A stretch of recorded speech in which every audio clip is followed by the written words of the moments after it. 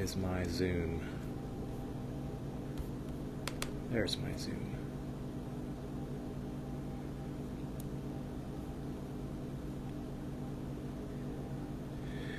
If everyone can hear okay, please give a shout that you can hear okay. I look like a lumberjack. I kind of am a lumberjack, huh? I'm a lumberjack of sorts. I trimmed up all this. Look a little Amish now, I think.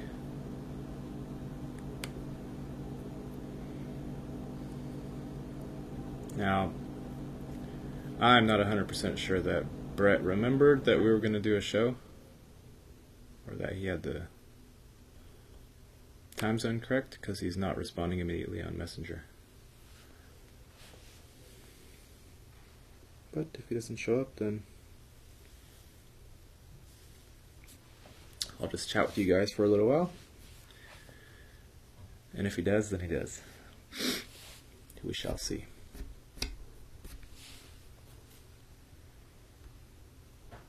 We shall see.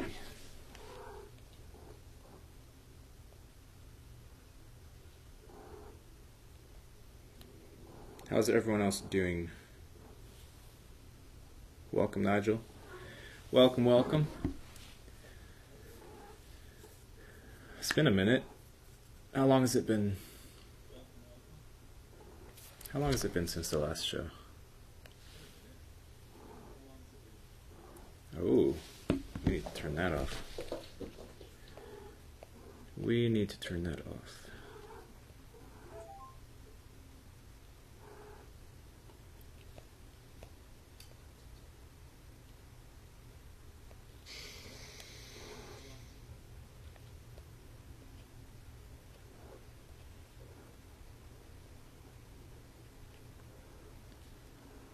The cat is very horny right now.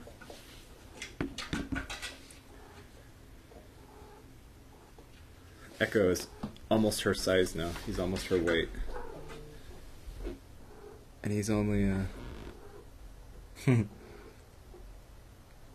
he's barely 4 months.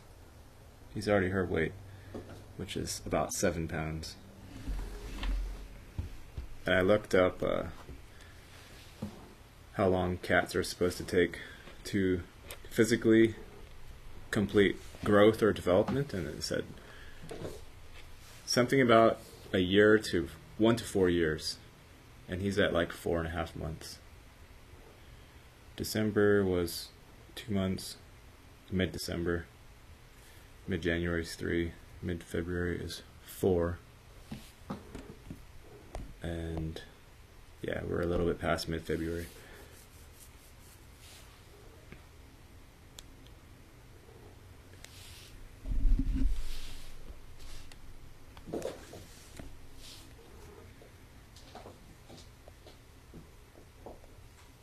Okay, looks like Brett is here. So let me get him the link.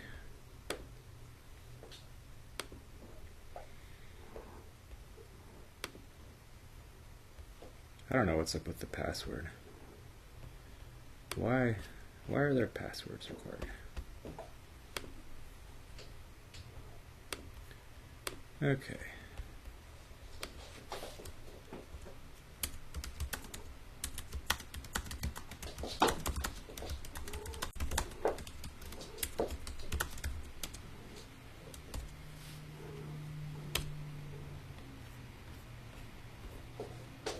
And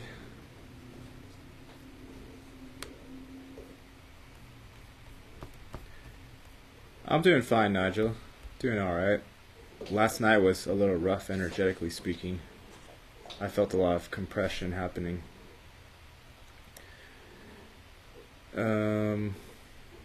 Yeah. Okay, let me get this password for Brett.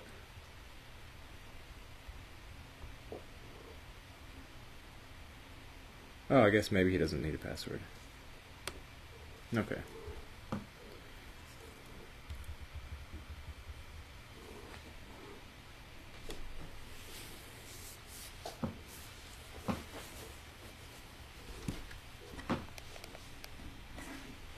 Can you hear me, Brett?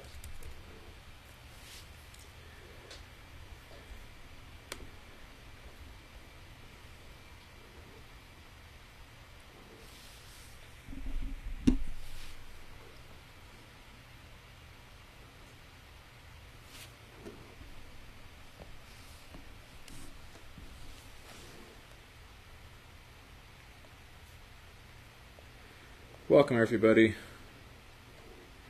Welcome, welcome.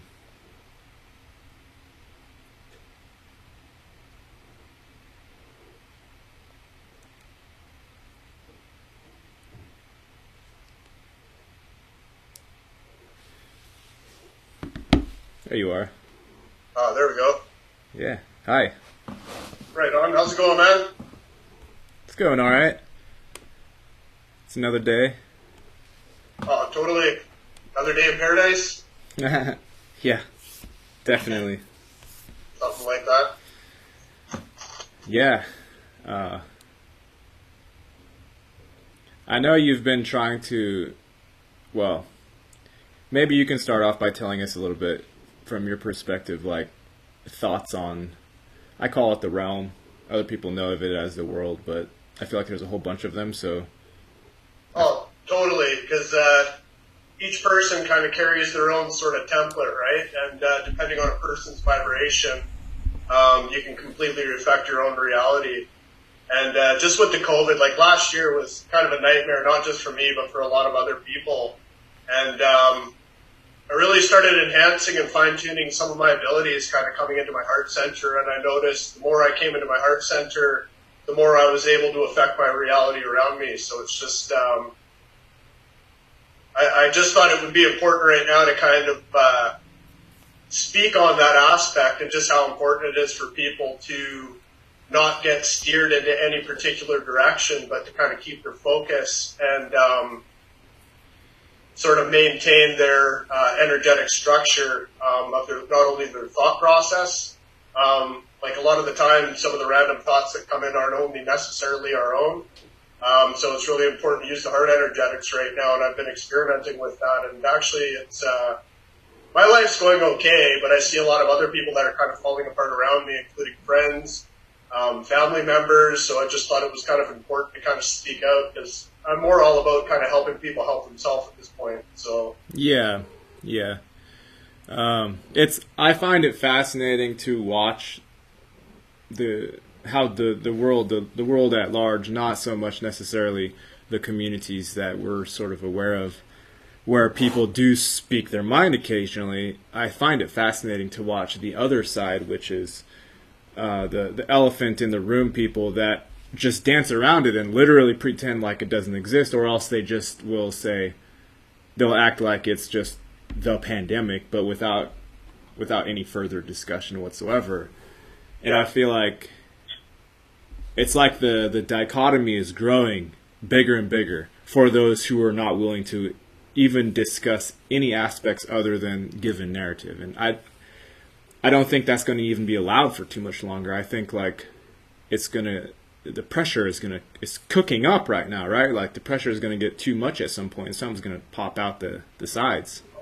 Oh, most definitely. And, if society keeps going in this direction, because the more that this COVID stuff goes on, the more I find people are almost acting like not human. They're almost acting like robots out there. Mm-hmm. It's like literally looking at the zombie apocalypse happen, like right around me, right? It's just kind of weird. Yeah. It's kind of quiet. It's a quiet apocalypse. I still live in a place that's like full of trees and nature and stuff, right? So the only time I realize that this COVID thing's going on is when I come to work and I have to deal with the general public during my work week, because on the weekends I usually spend it out in nature around trees and kind of recentering myself just to kind of get away from that, right? Yeah. Because trees and stuff, I mean, they reset our body energetics too. It's like important to get fresh air and just kind of get out there and defrag, you know what I mean? Yeah, and trees provide oxygen, and that's also a big component that is being denied, at least symbolically. That's one large aspect of it, is removing oxygen, you know? That's not the whole thing, but that's not the whole thing, but that's part of it. And there have been some people that actually as far as the news says, that have actually died from trying to like run with a mask on. I heard that happened in China, like back when this first started. I think it was early 2020. Yeah.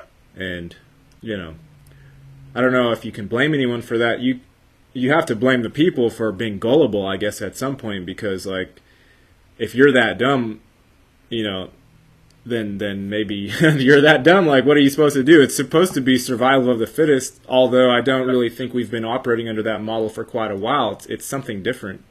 It's like, it's not Darwinian. It's not, it's fascinating to look at if you can get past the weirdness of the whole thing, because it is like you're saying, you know, we've been talking about NPCs for the last few years, and the people in the community understand what everyone means by that.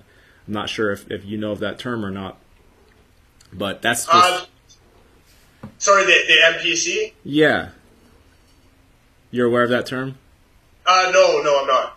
It's from video. It's borrowed from video games, from like RPG or first person shooter, things like that. It's basically it's the computer person on the game that helps populate the landscape. So it's not just like three reels. That, you know, you have the reels, and then you have the NPCs, which are computer generated. And that's actually, because that's interesting, because this is like, from my experience, like, this whole thing's just a big game and an illusion anyhow, right? And you're starting to see kind of who's the source players, and as you said, who's the NPCs, because I'm seeing more of that out there. A lot of people that lack individual thought, they can't break themselves out of that cycle and that pattern, and they're kind of unaware of their own abilities on how they actually create something different for themselves, right? I even see that at the grocery store. It's brutal.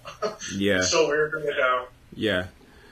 Yeah, it's very strange. And like, there's also something for me that, maybe this is just personal, but I don't feel any big impetus to try and challenge like the fact that they seem to be turning into computers, like, because if something can't respond to me on some sort of energetic level, then there's no point in me doing anything in the first place. I might as well go talk to a piece of paper or something. Like, there's no point in doing it. I'm not going to somehow change them into something that can actually speak with me. So yeah, like, I don't think that's where the fight is. If there is a fight, it's with how much are you, or the ones who are real inside of this realm, how much are we allowing that external silliness, which is what it is, like, it's just nonsense.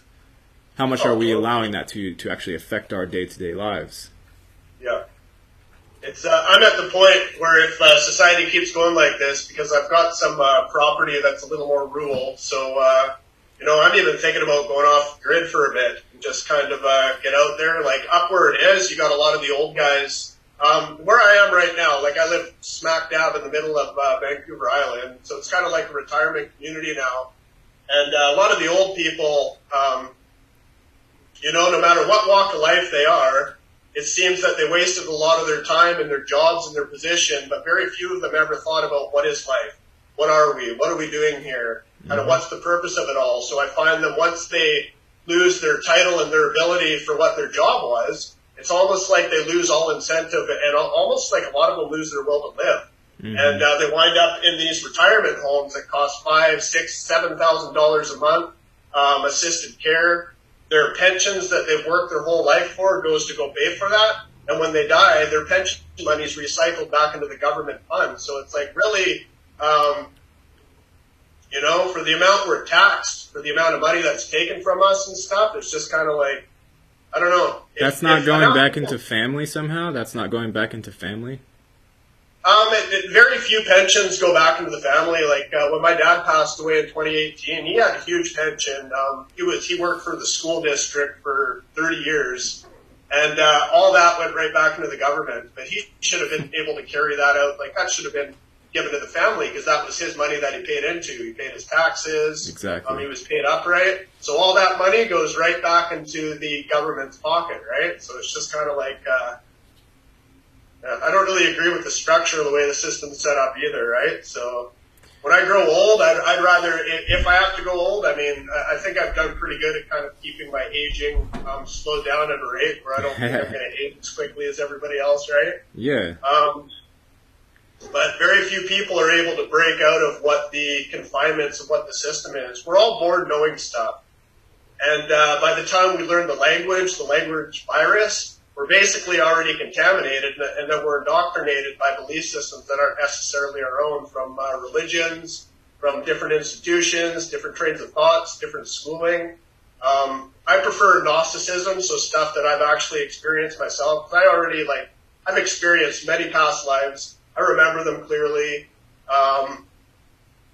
So I'm actually able to tap into what my original soul template was, which kind of makes the game a little bit more exciting for me. Yeah. I try to have fun. Even when I have the most miserable situations coming up, I try to just try to make the best of it, because at the end of the day, it's all an illusion, right? And I think people need to learn how to control their own illusion instead of letting the surrounding environment control what their reality is supposed to be for them, because all of us are creators. We just we forget that along the way somewhere. So yeah, you bring up a good point about the illusion thing, because it's a fundamental aspect of just existence in general, as far as I understand. It's not something that, like, oh, in this particular realm, the material existence is illusory, but then once we go up one level, it's the real deal. Like, I don't feel like that's the case at all. And yeah. I also don't feel like there's any really big need for the collective to be as ignorant of these concepts as it is, because it's like necessary game knowledge pieces in order to do anything here. And if you don't have those fundamental things, like material existence is illusory, we get pretty much mind wiped when we come in here, so we have to kind of figure it out as we go. Not all beings are the same. Like, some are computer generated beings, some are actual reals, some are some sort of cyborg, more like what do you call it, hybrid type beings. Those are just like a few of the first, very, very basic. The present moment is all that exists. Everything else is figment of the imagination. You could say all of it is mind to some extent. That's like 5, okay? That's 5 super basic things to me that, like, the general public, if you said any of them to them, like, they would have a fit, or they would have a heart attack, or they would say you're being blasphemous. Like, the gap is so huge, the divide is so huge, it's confusing to try to navigate, Yeah.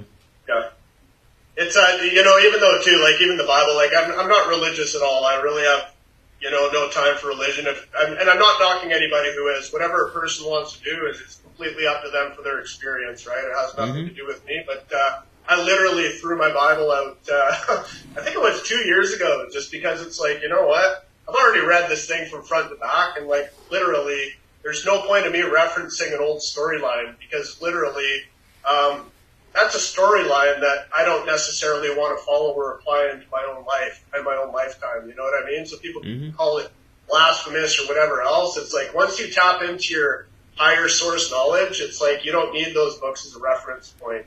You don't need to play into that storyline. You don't need to play into that illusion. And once you start creating your own illusion, it's just like, it's amazing what starts happening.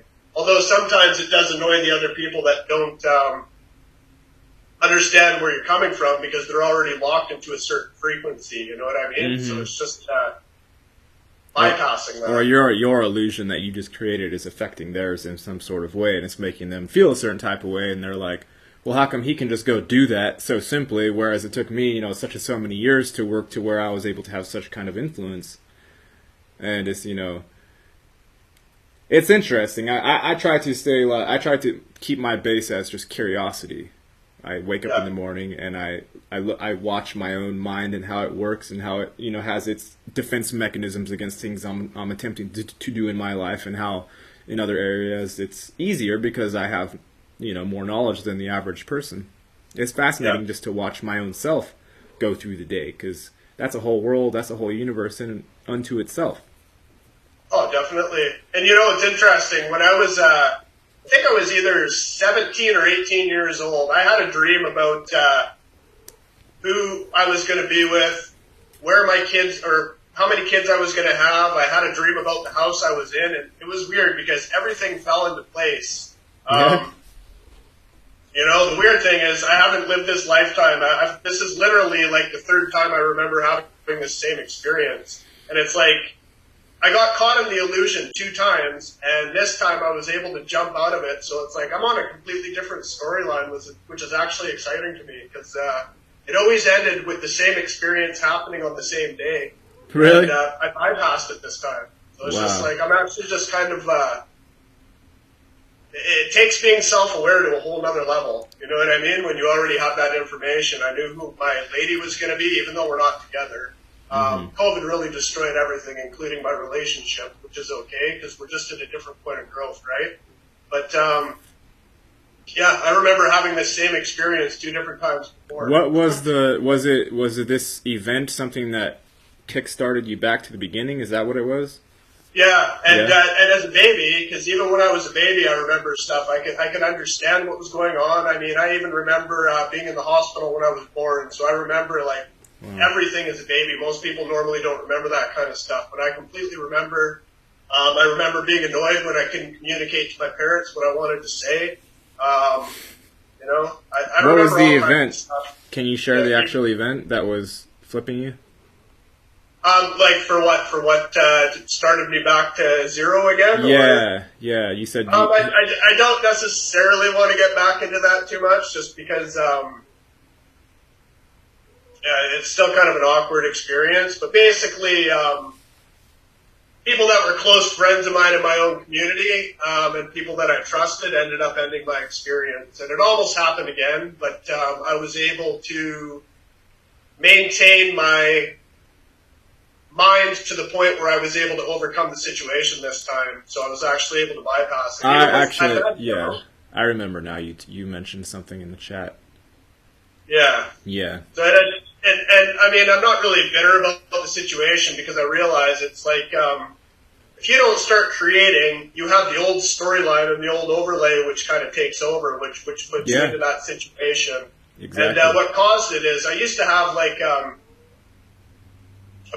I still have a high intensity auric field, but I used to be able to push my electromagnetic field out, so I had a huge bubble around me.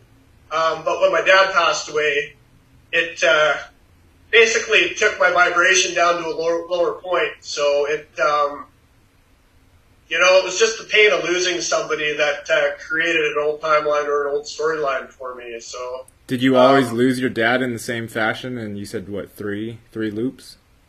Yeah. He had a massive heart attack or whatever. So, and then I'm the one that found him when he passed away. So it kind of caused me a lot of grief, right? So I was carrying that with me. And then in the time, like normally I don't drink or anything like that, but at the time I was trying to like escape dealing with the problems of the situation. So I was drinking and kind of making some bad decisions and choices and stuff at the time, right? Which definitely wasn't good because for years before that, I was at such a high level that it was almost like, I don't know, I felt pretty blissful in everything that I did, right? So I'm finally back up to that point, like where my heart energetics is. Like, I mean, even for what happened to me, I have unconditional love and forgiveness, but that doesn't mean I'll ever put myself in that situation again, nor will I ever be around those people ever again, because it was a bad experience that I never want to have anything to do with. So whatever they have to deal with their own karma consequence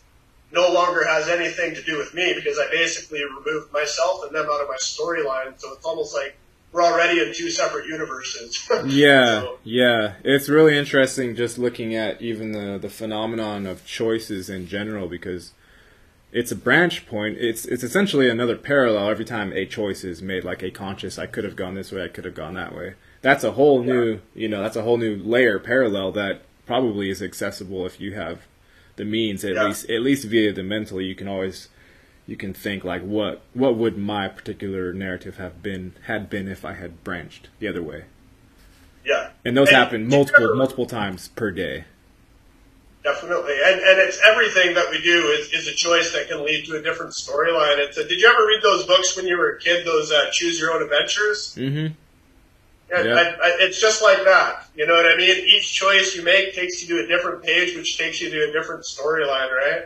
this whole COVID narrative, I mean, people that aren't paying attention, they were talking about this stuff years ago with the whole Agenda 21, Yeah. the whole microchipping and blah, blah, blah, all that other stuff. I'm not really going to talk on the conspiracies because I'm not into fear-mongering. I'm more into kind of trying to empower people to take themselves right out of that and reinsert themselves into something that's going to create a better future for them and their family. Because if people don't break out of the cycle, I mean, regardless of what a person's belief system is, we all get reincarnated. And then we get reinserted into a world. So if we're not putting our best forward to try to change something for the better, we get reinserted into a world that's no better than the one we left previously. No better or worse, right? Oh, totally. Yeah. That's why a lot of the old guys that come in, like I own a barber shop, and a lot of the old guys that come in, they're like, oh, well, it's not my problem anymore. And like, so they've almost like taken themselves right out for actually trying to make things better. Like, oh, it's not my problem. Okay, so then you go into your old folks' home, you go live there, you have to wear a diaper, you get your diaper changed, and then all of a sudden you're reborn in, your memory wiped, and then you start out as a baby with your diaper again, and probably not even a better world. Like, it's like, you got to try to apply yourself and try to make a difference. Diaper to diaper. It's brutal, know? Yeah. It's like, I think we're learning that lesson as a collective, just the very basic lesson of we're responsible, period. Like, we're responsible for everything. There's not like... The Sky Daddy thing fucked it all up really, really good because, like, it just removes responsibility on a personal level. Oh, and, totally. like, what do people expect is going to happen? Like, look around and you see all the diversity of beings, of plants, animals, thought forms. There are so many different things going on here. And you're literally going to believe the thing that says, there was nothing, bang, there was a bunch of shit, and then everyone gets divided into heaven and hell, or something along those lines. Like, it makes no sense whatsoever. And if you look at any of the sci-fi stuff, there's a rich world that involves reincarnation or involves, some sort of genetic passing on of the lineage. It's obvious. Yeah. And if you can't do that, like if you can't take responsibility, you're going to keep dropping lower. You're just going to, your karmic gravity is going to bring you down and down and down until you see what is the actual possibility of hell realms as far as me and my own like personal experience. What is the worst that can happen? You will go there if you don't at some point take the reins and say, look, I'm going to do something about this. Oh, totally. And sometimes a person doesn't realize they'll go out and they keep creating that negative karmic ripple for themselves, and they don't even realize that they're at that low point until all of a sudden everything sort of closes in on them, and then it's so hard to get themselves back up. That's almost what happened to me, but I had to take myself out of my mind and bring myself back into my heart, and literally once I did that, it started to create things for the better again. So if I can do it for what happened to me and what I can overcome, I mean, literally anybody should be able to. And everybody should be able to know that they're a powerful creator, and they can create themselves a better life, and it'll completely bring themselves out of the illusion altogether. So it's... You can be out of the illusion while you're in it. You can be out while you're in. Like, that's the whole point of meditation is...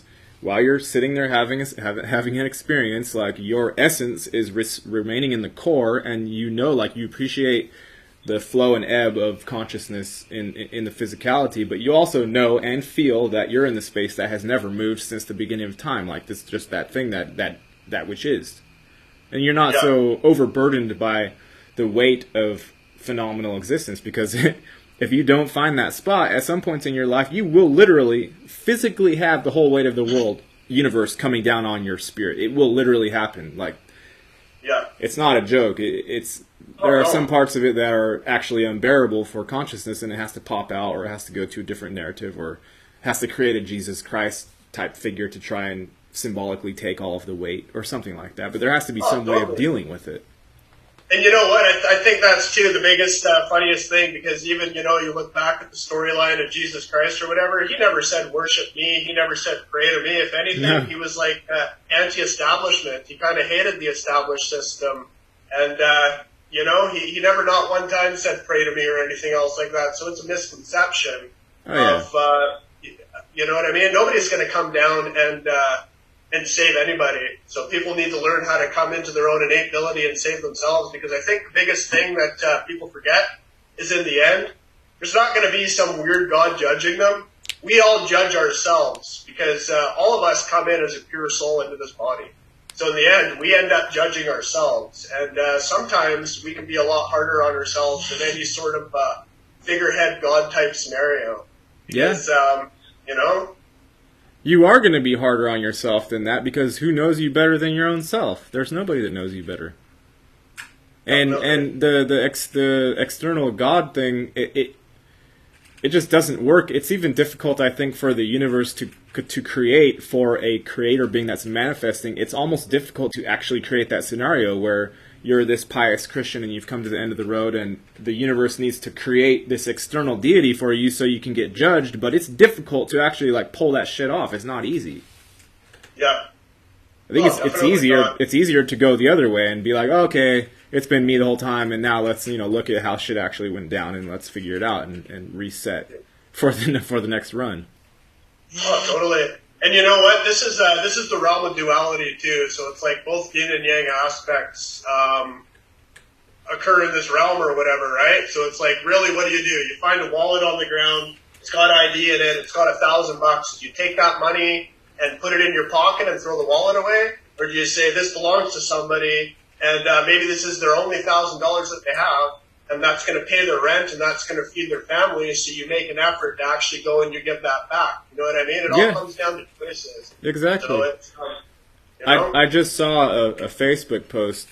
I'm in some of these groups, like the local Colorado groups, and this guy said, I just sold some puppies and I went to, the Starbucks person gave me the cash. Somehow he was using Starbucks as like the money thing, and he was like, somehow I think they put some of them aside, or they didn't give me all of them, because he somehow came up like a few hundred short than what he was expecting.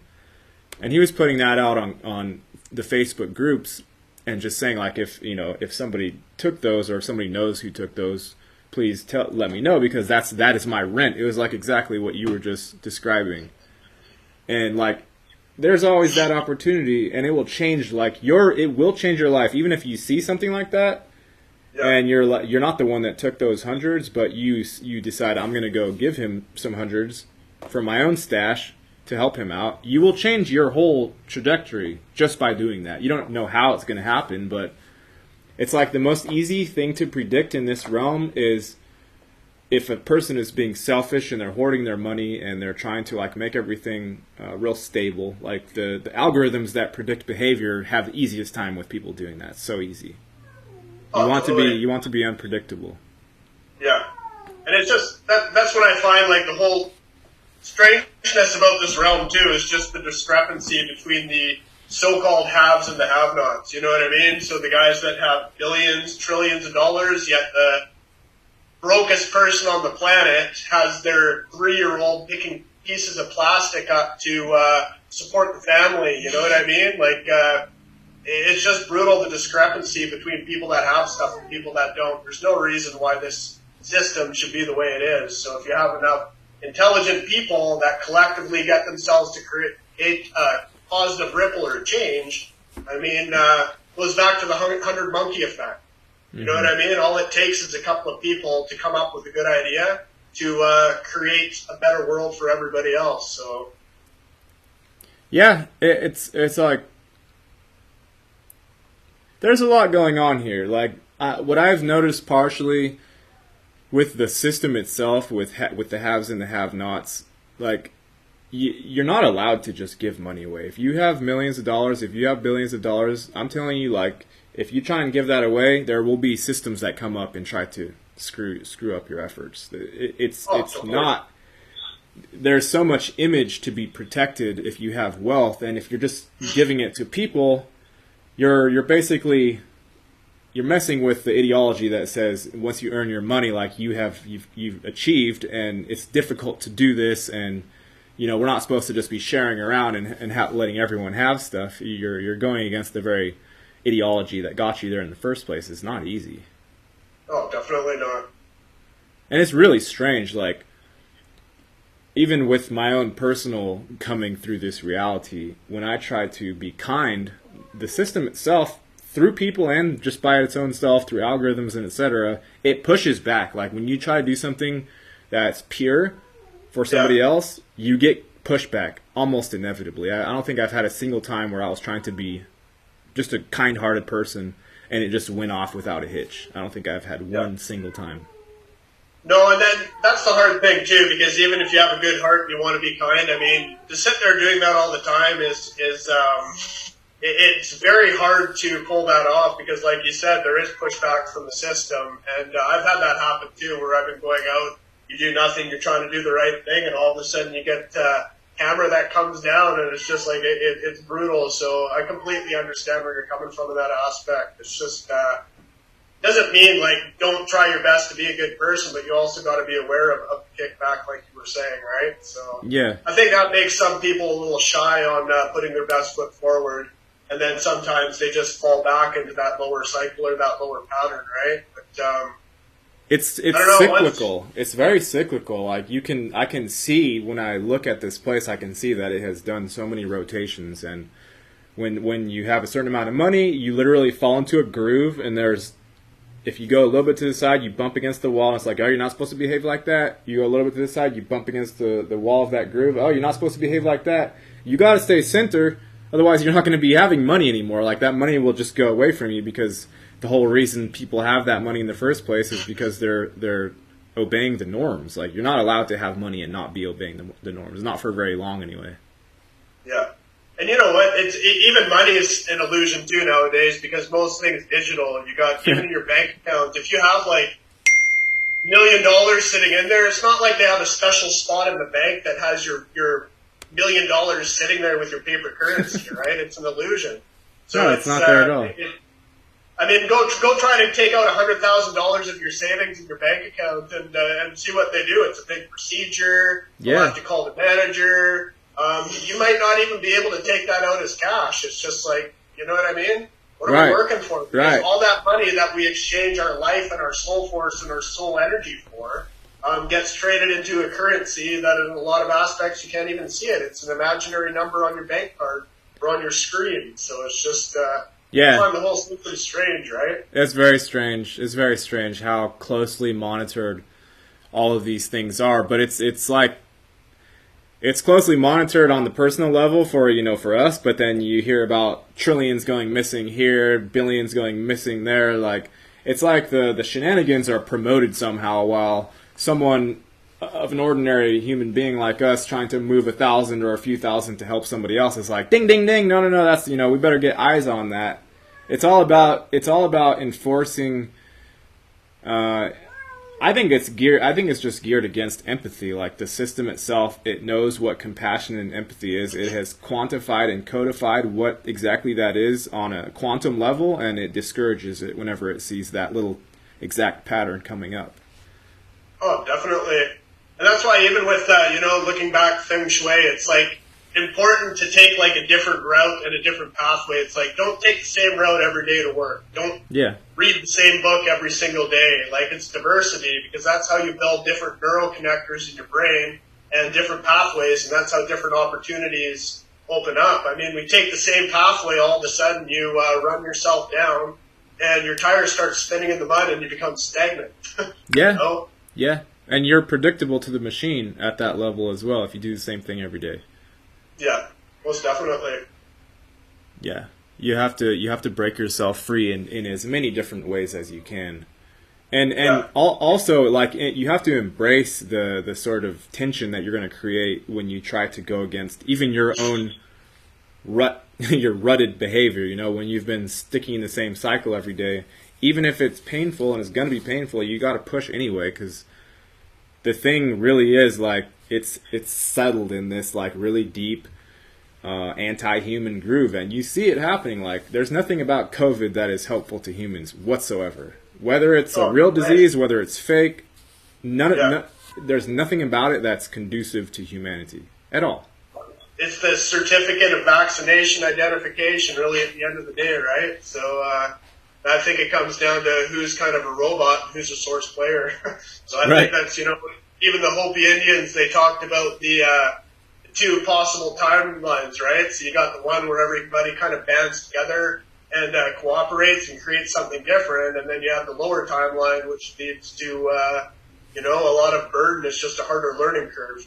So I think that the intelligent, good-hearted ones that actually want to make a difference for the better collectively will actually make that happen. And the ones that don't, with the every man for himself mentality and try to screw your own neighbor over, I mean, they're going to experience that in their own life because that's what they're already projecting out there for themselves. They just don't realize it. So Yeah, there's a lot of like self-blindness. yeah, That I know I act as a mirror for a lot of people, and it's like it doesn't cost anything, but I will reflect your own self to you. Like, I'm not going to sit there and involve the ego with it. I will just reflect how you are, and if you don't like the looks of that, well then that blame will come on to me because of the fact that I'm reflecting what's going on. People don't like that. yeah, But it's actually like the best opportunity if you have something you yourself have been hiding from for a long time, and you have someone coming up that's not involved emotionally or egotistically for the most part, and you have an opportunity to see something that might not come around again for a few years. Yeah. Like we don't all have a lot of good self-reflection devices. Our actual mirrors show us our face, but something that actually shows you like the very, very deep layers of self and delusion. If you haven't looked at yourself in a while, that can be super helpful, but it's also really hard. It's very difficult to see your own reflection when you haven't looked at it for years and years. Oh, definitely. And, at the end of the day, I mean, Tesla said it best. It's everything is energy, frequency, and vibration, and that goes back to everything, right? So it's even like different modalities, like even our healthcare system, the way that everything's set up. I mean, we were more advanced even thousands of years ago, like even in ancient Egypt when they used to have like healing centers. You could go in and even like the barbers back then, I mean, they'd have to be high vibration. They'd have to be healers. So they weren't just like coming into somebody's energy field is a big deal. You know what I mean? If you don't protect yourself on a daily basis, I mean, you got to be very careful who you let into your energy field. I realize that too, being a barber. Oh, yeah. I mean, you can have somebody come in with a really bad attitude or whatever.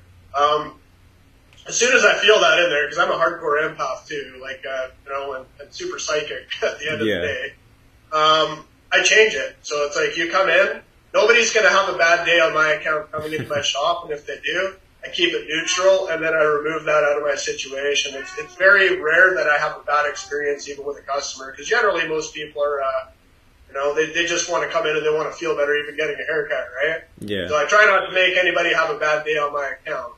But, keeping your own vibration up and be very careful who you let into your energy field, because all of that can even affect your own family. I mean, people carry stuff. People have attachments. And, if you're not careful, you can bring that home to your family if you don't, if you're not aware of it. So That's very important. It's very important to be vigilant of your energy field, and you were not taught that in school. You're not even taught that you have an energy field. You're not taught anything. You're not even taught like the basics of economics, which is important as you grow older. I don't know what you're taught in school, but it's somehow they moved it to the point where it's just brainwashing and it has no value whatsoever at all. Yeah. It's very, very surprising. I had to find out the hard way about my own energy field and protecting it. Like when I started opening myself up through this channel, I had all kinds of people coming in and wanting to do this and that, meet up, have shows. I've had lots of experiences. I've had a lot of people on this show. I've had probably 70, 80 unique guests on this show. And that's like a lot. That's like a big amount of learning if you're starting off as an introvert, as I was, and hadn't really experienced my own emotions and the power of them and what those are exactly. And like people will take advantage of you, even not necessarily knowing that they're doing it. Like it's just the nature of human beings. They're in every situation. If you don't have two mature spiritual individuals, there's going to be like a tug of war going on, whether they know that's happening or not. Oh, definitely. Yeah.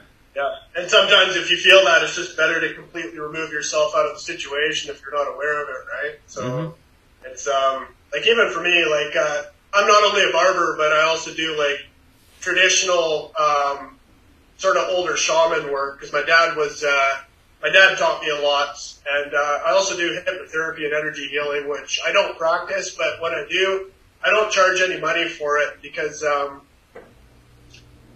at the end of the day, if you're trying to help people get their best foot forward, I'm more into paying it forward. You know what I mean? So I put that out there too. If anybody wants my help, I wouldn't hesitate in helping them out, just because I believe in having that good karma and paying it forward. At the end of the day, at the end of this illusion, it all makes a big difference. So yeah, there's also something to be said for retaining the purity of your own offering, and I see lots of people on many levels. Like I do, I'm a chess person as well, so I play chess. I try to get things going there as well as this sort of energetic field.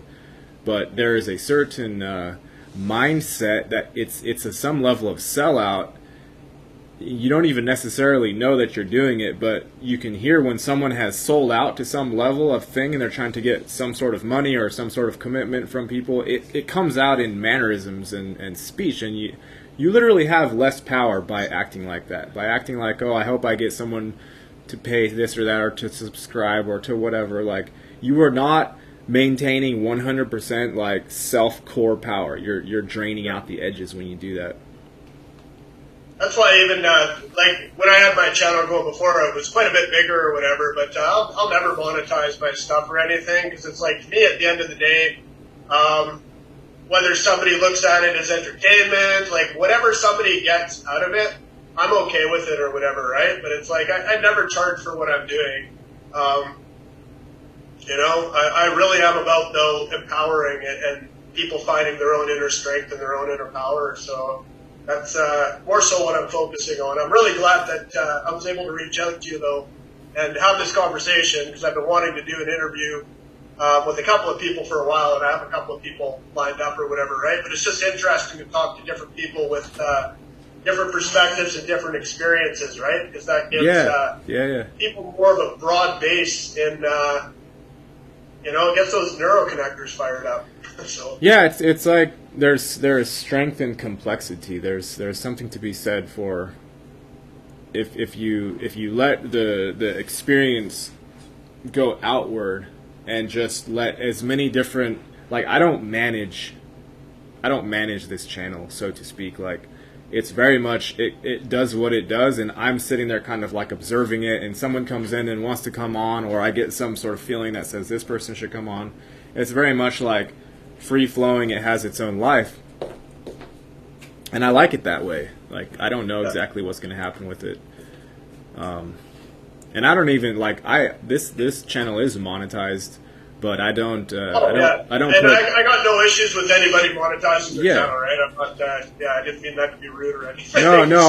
I just wanted to address it because it is a thing. Like we still have to use money until we don't. Like until, you know, we're somehow operating with our actual energetics as the thing. Until we're doing that, we have to make money somehow.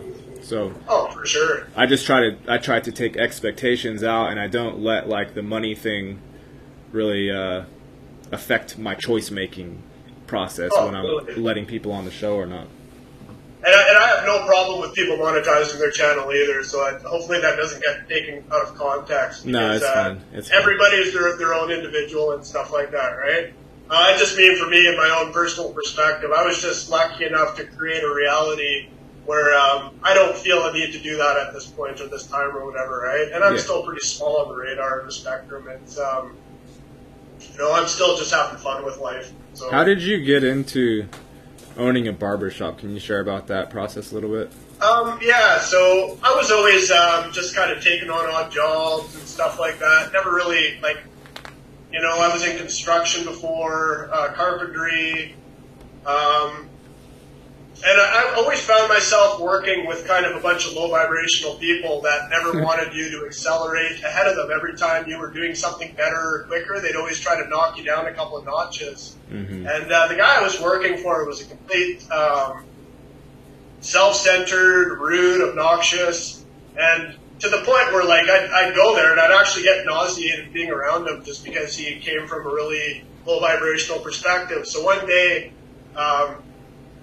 I decided to take the day off and go get my hair cut, and was talking to this nice lady about, she was cutting my hair, and basically she had suggested this barber program that was on the island or whatever, so I just applied for it. It was like an 11-month program, Monday to Friday, 3:30 till 9:30, and you wrote up like a big barber plan. So basically, I wrote what my name was going to be for my barber shop. I did like a full-on portfolio for it, and I manifested it. So it literally like started out with an idea on a piece of paper, and I just went for it. I had a lot of struggles. Like the first couple of years, it was a struggle. Like some days I barely had enough to eat, so I'd have to work 7 days a week. Some days I'd have to work after my work day was done just to make it happen. But I didn't give up, and that was the thing. I just, I was determined, so I made it happen. So I've employed over 10 people over the years. And even the people that I got right now are like super cool. And it's just fun, like creating your own reality. So I haven't worked for anybody else since like 2004, which is kind of nice, you know what I mean? Really so I nice. only rely on myself. So That's I don't really rely nice. on anybody else to come give me cash or whatever else. I created this out of my own. And since I've been around this area for probably 35 years, because I did live on the mainland for quite a while and stuff too, but I know so many people around here, so they all support my business, which is kind of nice. Yeah, there's something unique about barbering. I really like the idea as well. I was trying to do something similar when I was in California, but and I don't know, like I might try getting in there again. I like that idea of and that is my eventual goal, is to be self-sustaining financially and to have our own plot of land, you know, have some farming going on, some livestock, some just environmentally conscious living that allows for you to have free time as well, and you're not just like wedded to your work. That's our eventual goal. And you know what, I think that's so important right now too, because I mean, what if one day something happened that shut off all the power? And what if there was no, like, look at all the people that were fighting for toilet paper in the beginning when COVID happened, and just all the different stuff. I mean, that's brutal. So if you see people all of a sudden, like, you know, fighting over toilet paper, what would happen if the grocery store shelves were empty and there was no power? I mean, what are people going to do? Most people couldn't do anything without their cell phone, without their computers. I mean, most people would be completely lost. I grew up climbing trees, playing in the dirt, you know what I mean? So I'm already used to that. When the power would go out, sometimes our power would go out for a week. I didn't even have cable until I was like 10 years old. So not saying that I didn't watch TV, but it's like, I'm basically like a free-range kid. You know what I mean? But time like to just be pine cone fights, just like, you know, dirt bike riding and all that kind of stuff. So, so actually, I'm kind of used to that. I was the same way. I grew up like sort of on a open. It was like open land. We had a canal on one side of our house. We were on a cul-de-sac with like 5 other houses on a quarter mile. We weren't that close to people, and it was just open. Like, we didn't have cell phones. We didn't have computers till later on. We didn't do too much video games. It was literally like when we weren't doing school, we were outside playing, building shit, like building tree houses or bike jumps or airplanes, or like we never stopped. We were always doing something. Yeah.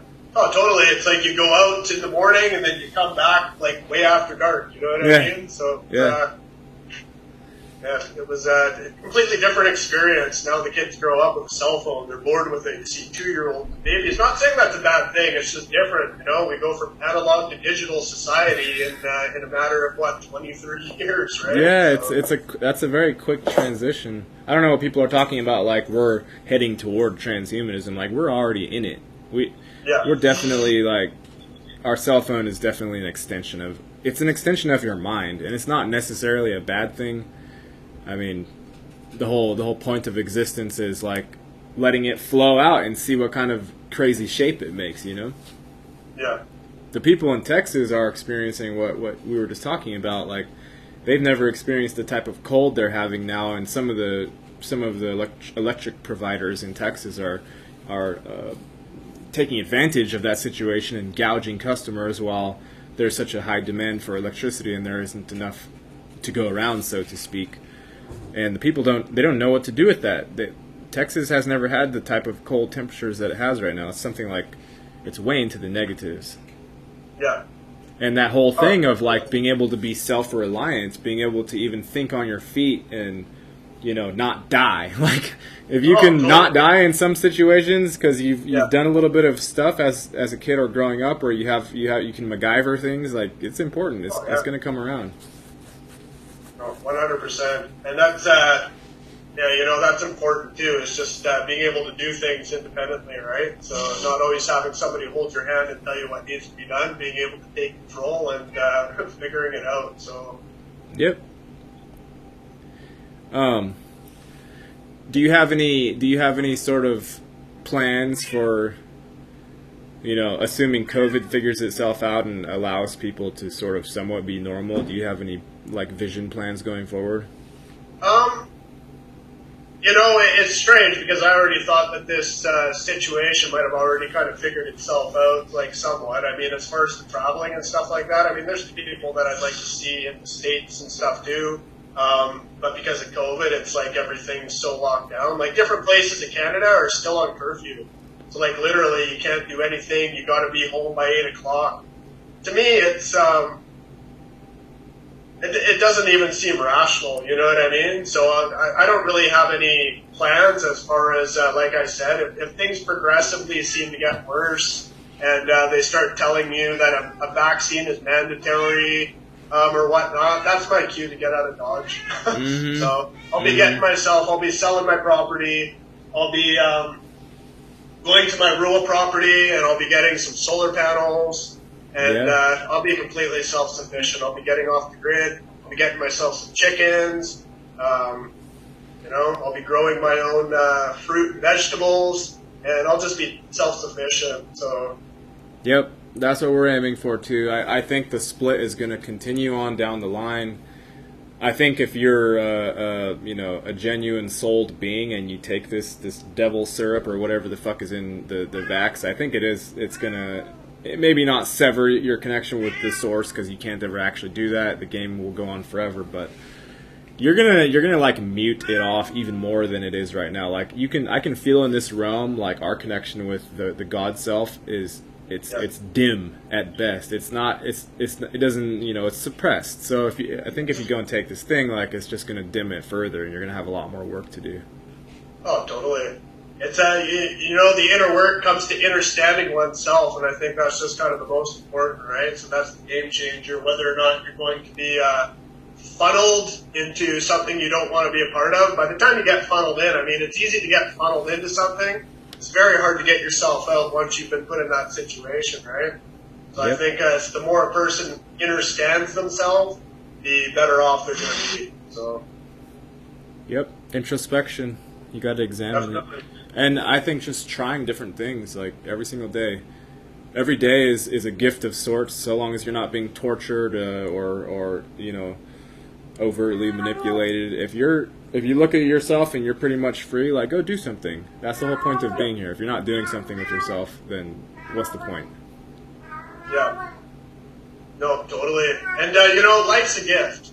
So it's like each day we have a choice on what we do with our gift. You know what I mean? Because it's an experience and it's a gift. So it's just remembering what's important. At the end of the day, it's our relationships with our family, things that make us feel good. You know what I mean? It's all that's important. So,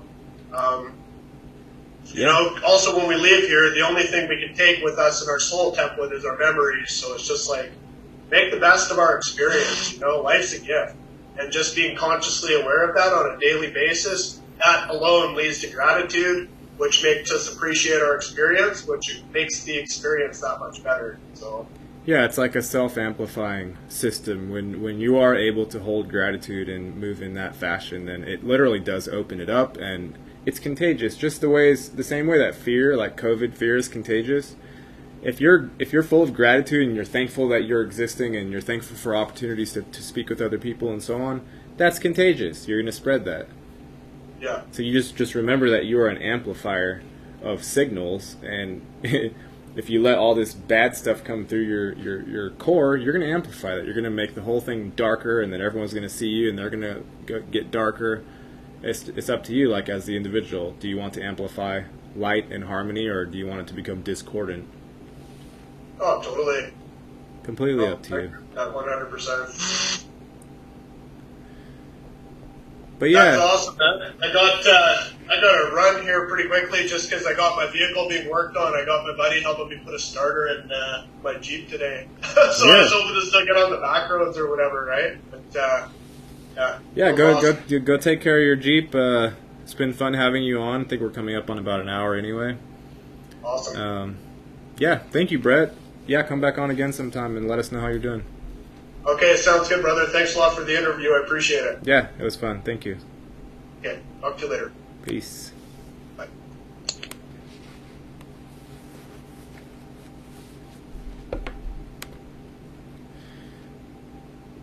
Life is enslavement, but we should have gratitude for the larger things to come. I mean, some parts of it are enslavement, I guess. I know some people think of the body as a prison, but I also know when someone's getting ready to get out of that prison, they usually want to stay. They usually want to stay. Life is a trip. Humor and curiosity are super allies. Yep. This is true. So on that note, we're going to end this one. Next week, not next week, 2 weekends from now, I'm going to be on Emily's show. Not sure if I have anything in between there, but just so y'alls know. And thank you for hanging out.